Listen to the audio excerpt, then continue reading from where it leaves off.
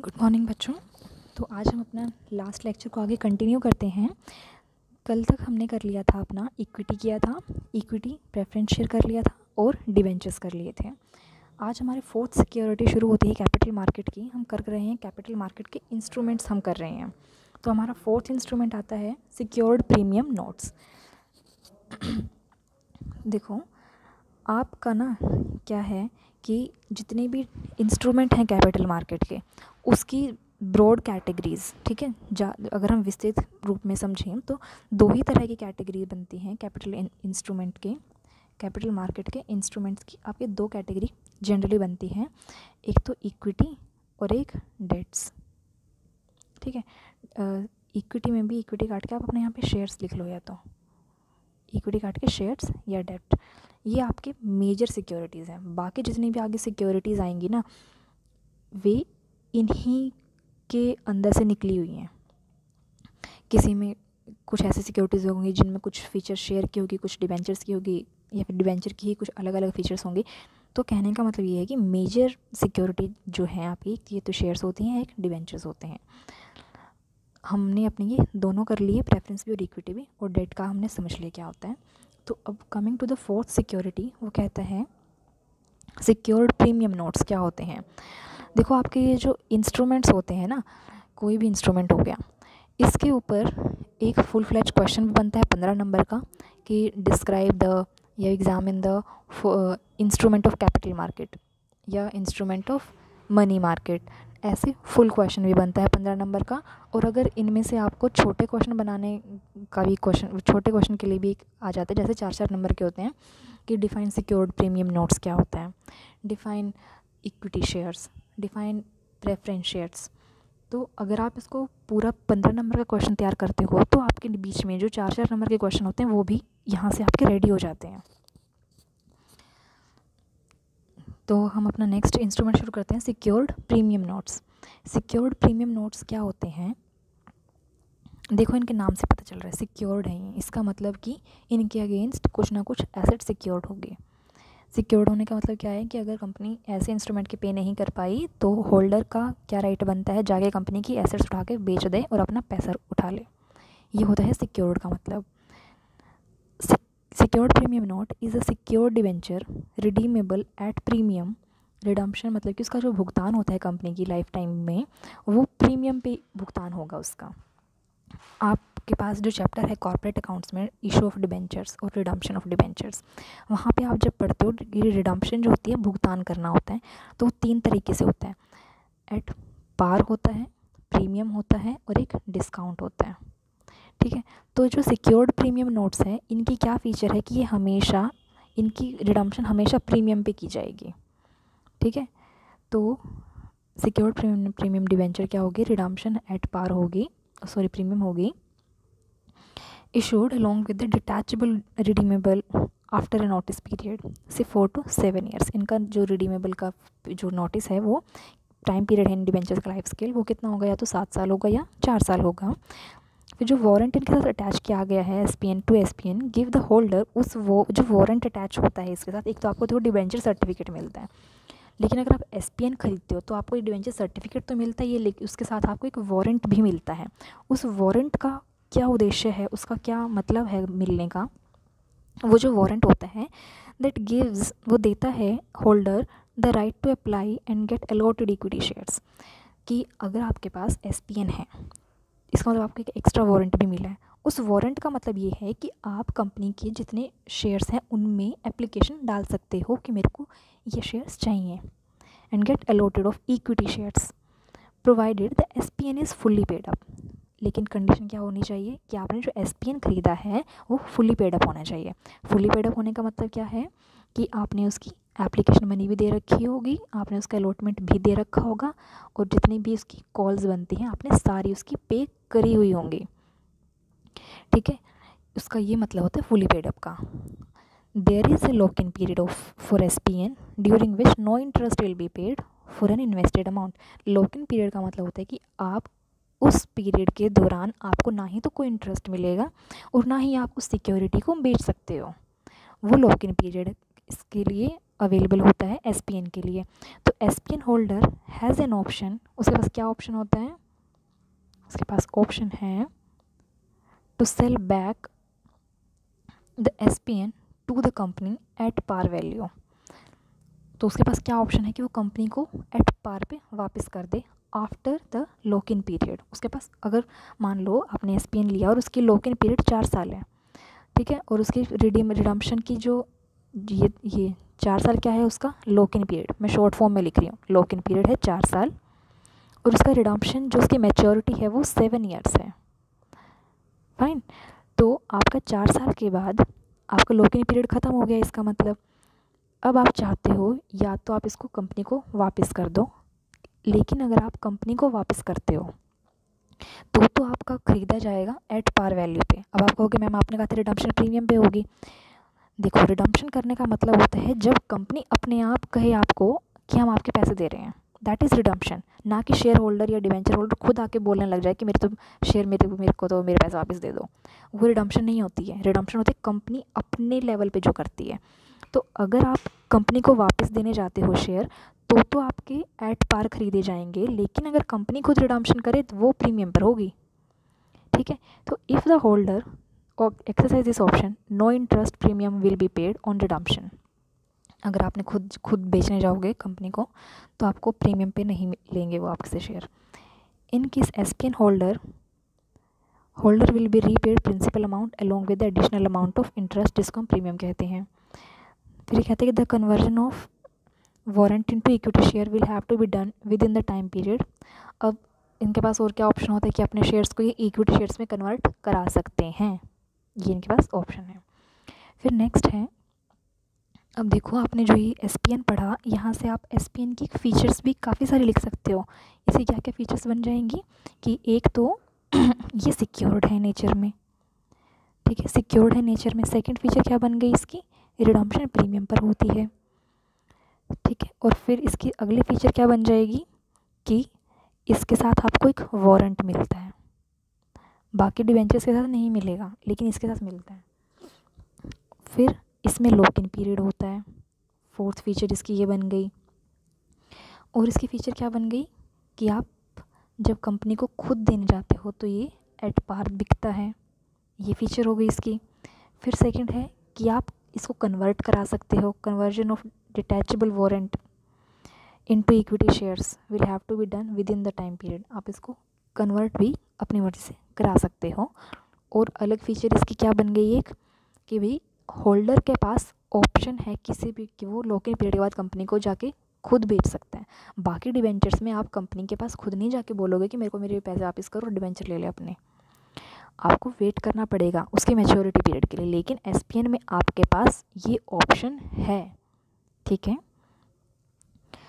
Coming to next instrument, fully convertible debenture with interest. Fully convertible debenture का मतलब क्या होता है कि आपने जो डिवेंचर लिए हैं आप उनको एक पीरियड के बाद, ठीक है, क्या कर सकते हो, इक्विटी शेयर में कन्वर्ट करा सकते हो। Fully converted over specific period into equity shares, जो conversion can be in one or several phases. आपका जो कन्वर्जन है या तो लोट्स में होगा कि मान लो आपके पास 500 डिवेंचर्स हैं तो एक बार आपका 100 डिवेंचर्स कन्वर्ट करेंगे, एक बार 200 करेंगे, एक बार आपके कितने बन गए, एक बार रह गए जो 200 वे करेंगे। तो कंपनी के पास ऑप्शन है आपका कैसे कैसे वो कन्वर्ट करती है, या तो सारे 500 एक साथ में कर दिया, फिर ऐसे अलग अलग फेसेस में करें। इसकी जो कन्वर्जन फेसेस में होता है, when the debenture is pure debt instrument interest is paid to the investor, इसमें इंटरेस्ट भी दिया जाता है। After conversion interest payment cease, convert करने के बाद आपको इंटरेस्ट नहीं मिलेगी। क्यों नहीं मिलेगा, क्योंकि अब आपका डिवेंचर क्या बन चुका है, शेयर बन चुका है। फिर आपको शेयर बन चुका है तो शेयर्स पे क्या मिलता है, डिविडेंड मिलता है, फिर आपको डिविडेंड मिलना शुरू हो जाएगा। Once the project is operational the investor can participate in the profit, the investor can participate in the profit through the share price appreciation and dividend payment. अब नेक्स्ट है आपका इक्विप्री। इक्विप्री का मतलब क्या होता है, they are fully convertible cumulative preference share. Fully convertible cumulative preference share.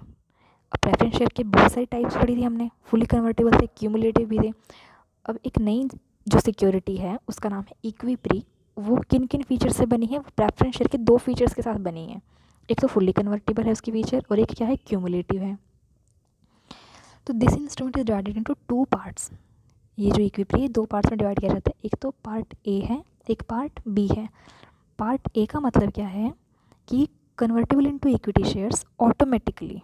इसका मतलब क्या है कि मान लो इसकी जो पीरियड है वो 3 साल है, तो 3 साल के बाद ये अपने आप किस में कन्वर्ट हो जाएगा, इक्विटी शेयर्स में अपने आप कन्वर्ट हो जाएगा ये। ठीक है, compulsory on the date of allotment without any application by the allottee. आपको खुद नहीं कहना पड़ेगा कि मेरा पीरियड ख़त्म हो गया, मेरे शेयर कन्वर्ट कर दो, कंपनी अपने आप कर देगी। लेकिन जो पार्ट बी है उसमें क्या कहते हैं कि रिडीम्ड एट पार पर रिडम्पशन होगी and converted into equity after lock in period at the option of investor. जो बी पार्ट में क्या है कि जो लॉक इन पीरियड मान लो 3 साल का है वो ख़त्म हो गया, तो कंपनी आपसे पूछेगी, या ना भी पूछे तो ये आपके ऊपर डिपेंड करता है कि आप कंपनी में एक एप्लीकेशन डालते हो कि मेरा लॉक इन पीरियड ख़त्म हो चुका है, तो इसीलिए मैं चाहता हूँ कि मेरे जो ये इक्विटी इन्वेस्टमेंट है इसको इक्विटी शेयर्स में कन्वर्ट कर दिया जाए। तो दोनों में क्या फ़र्क हो गया पार्ट ए और बी में, इसमें इन्वेस्टर से नहीं पूछा जाता, इन्वेस्टर की नहीं चलती, कंपनी अपने आप कन्वर्ट करती है। बी में इन्वेस्टर के पास ऑप्शन है कि वो अप्लाई करे या ना करे। सेकंड है 7th है आपका sweat equity shares. Sweat equity shares का वो मतलब होता है कि जब कंपनी अपना शेयर कैपिटल बढ़ाना चाहती है और उसको अपना शेयर कैपिटल बढ़ाना है, लेकिन उसको क्या करना है, एक्स्ट्रा लोगों को नहीं बुलाना, उसको शेयर भी देने हैं लेकिन उसको बाहरी लोगों को नहीं बुलाना है। शेयर जब हम देते हैं, इशू करते हैं, तो बाहरी लोगों का पार्टिसिपेशन बढ़ता है ना हमारी कंपनी में, क्योंकि इक्विटी शेयर क्या होते हैं, स्वामी होते हैं कंपनी के। अब हम चाहते हैं कि शेयर कैपिटल भी इंक्रीज़ कर रहे हैं और हमारे पास एक्स्ट्रा फालतू लोग भी ना आए कंपनी में, तो हम कौन से शेयर इशू करें। इसका मतलब हमारे पास जितने एग्जिस्टिंग हमारे कंपनी में एम्प्लॉयज़ हैं, कंपनी के एम्प्लॉय को अगर आप शेयर होल्डर बनाना चाहते हो तो उनके लिए आप जो शेयर इशू करोगे उस क्लास को हम कहते हैं स्वेट इक्विटी शेयर्स।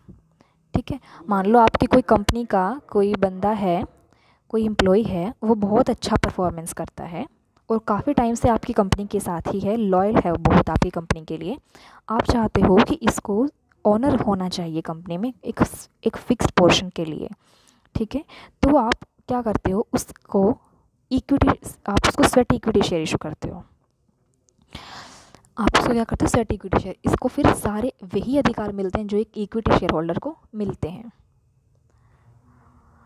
नेक्स्ट है आपका ट्रैकिंग स्टॉक। ट्रैकिंग स्टॉक का मतलब क्या होता है कि मान लो एक पेरेंट कंपनी है और उसकी सब्सिडरी कंपनीज़ हैं, तो जो पेरेंट कंपनी होती है वो सब्सिडरी कंपनी को स्टॉक इशू करती है। स्टॉक इशू करती है वो सिर्फ अपनी जो उसकी सब्सिडरी कंपनीज है उनको करती है। इसका करने का उद्देश्य क्या होता है, ताकि वो उस स्टॉक की वैल्यू से ये जान सके कि उसकी जो सब्सिडरी कंपनी है वो परफॉर्म अच्छा कर रही है या बुरा कर रही है। अभी ये परफॉर्मेंस कंपनी की कैसे पता चलती है, उसके शेयर प्राइसेस से पता चलती है, उसके मार्केट में कैपिटलाइजेशन वैल्यू कितनी है उससे पता चलती है। तो जो पेरेंट कंपनी है वो ट्रैक रखने के लिए अपनी सब्सिडरी कंपनी का उसको क्या करती है, ट्रैकिंग स्टॉक्स इशू करती है। देखो क्या है, issued by parent company to track the result of one of its subsidiary or the line of business without having claim on the asset of the parent company। अब उसने मान लो ए company है, parent company है ये, ठीक है, इसकी बहुत सारी सब्सिडरी कंपनी है, एक बी है, एक सी है, एक डी है, एक ई है। अब इसको क्या करना है कि ये सारी क्या है, इसकी सब्सिडरी कंपनीज़ हैं। पेरेंट कंपनी ए को मान लो बी के ऊपर नज़र रखनी है, ठीक है, बाकी डी और ई सही काम कर रही हैं, बी और सी पे उसको नज़र रखनी है, तो वो क्या करेगी, इनको अपने ट्रैकिंग स्टॉक्स इशू कर देगी, इनको नहीं करेगी। इन दोनों को कर दिए, इसका मतलब इन दोनों के परफॉर्मेंस का वो इवैल्यूएशन उससे करती रहेगी। अब इसने स्टॉक इशू करे हैं, अब आप कहोगे स्टॉक जाने से, स्टॉक का क्या मतलब क्या होता है, बंडल ऑफ शेयर ही तो होते हैं, स्टॉक में शेयर्स होते हैं। तो अगर आप किसी कंपनी के शेयर लेते हो तो इसका मतलब आप उस कंपनी के उतने हिस्से के लिए मालिक बन जाते हो ना, उतने एसेट पे आपका क्लेम होता है। तो अब मान लो ए ने जो ट्रैकिंग स्टॉक इशू करे हैं, तो इसमें अलग चीज़ क्या है कि बी और सी उतने हिस्से के लिए जितना ये इन्वेस्ट करेंगे अपना पेरेंट कंपनी में हिस्सा मांग नहीं सकते। ठीक है, इसीलिए उसने ये लाइन लिखी है कि without having claim on asset, asset के ऊपर क्लेम नहीं मांगेंगे सब्सिडरी कंपनी पेरेंट कंपनी की। नेक्स्ट है डिज़ास्टर बॉन्ड्स। डिज़ास्टर बॉन्ड का मतलब होता है कि मान लो कोई कंपनी है, उसके एरिया में कोई नेचुरल डिज़ास्टर आ जाती है, बाढ़ आ गई, बिजली गिर गई, कुछ भी भूकंप आ गया, ऐसी तरह की कोई डिज़ास्टर आ गई और उसके पास पैसे नहीं हैं। ठीक है, तो वो अपनी कंपनी का स्वामित्व भी नहीं देना चाहती किसी को, बस उसको पैसे चाहिए ताकि वो रिवाइव कर सके, तो वो डिज़ास्टर बॉन्ड्स इशू कर देती है। डिज़ास्टर बॉन्ड, उसके नाम से पता चल रहा है डिज़ास्टर के टाइम पर इशू करे गए बॉन्ड्स, ताकि वो अपने डिज़ास्टर के टाइम पीरियड की जो फाइनेंशियल रिक्वायरमेंट है उनको पूरा कर सके। तो वो एक लोन लेती है जनता से, उसको कहते हैं डिज़ास्टर बॉन्ड्स। इन डिज़ास्टर बॉन्ड की क्या खास बात होती है कि अगर आपका मान लो टाइम पीरियड, अब बॉन्ड्स और डिवेंचर में क्या होता है कि अगर टाइम पीरियड ख़त्म हो जाता है और कंपनी आपके पैसे नहीं दे पाती है, तो आप जाके क्या करते हो, कंपनी की एसेट्स पे क्लेम लेते हो। आप कहते हो इतने मेरी वैल्यू है एसेट डिवेंचर की और मेरे को उतने अमाउंट की आपकी एसेट बेच के अपने पैसे चाहिए, ये करते हो आप डिवेंचर्स में। लेकिन डिज़ास्टर बॉन्ड में ये नहीं होगा। क्यों नहीं होगा? इसकी फीचर है ये, क्यों इसीलिए नहीं होगा क्योंकि इसमें क्या है, जो इशूअर की ऑब्लिगेशन टू पे इंटरेस्ट नहीं है, और टू पे ईदर डेफर्ड और कम्प्लीटली फॉरगिवन। डेफर्ड का मतलब होता है बिल्कुल नहीं होना, या तो डेफर का मतलब होता है या तो अगले टाइम पीरियड के लिए एक्सटेंड कर देना या फिर बिल्कुल ही ख़त्म कर देना। जैसे कि कंपनी एक्स है, इसके ऊपर कोई डिज़ास्टर आ गई, इसने डिवेंचर इशू करे थे 7, मान लो इसने किए थे 7 ईयर्स के नाम के किए थे। अब 7 साल ख़त्म होने के बाद जो जनता है, पब्लिक है, जिसने ये बॉन्ड खरीद रखे थे, वो कहते हैं कि हमने तो बॉन्ड लिए थे और हमारे पैसे वापस करो। तो जो एक्स है उसके पास 2 ऑप्शन है। फर्स्ट ऑप्शन क्या है कि या तो वो इसका 7 साल का जो टाइम पीरियड है इसको एक्सटेंड कर दे, इसको 10 साल कर दे, कह दे कि भैया मैं आपको 3 साल के बाद दे दूंगा, 10 साल जब हो जाएंगे।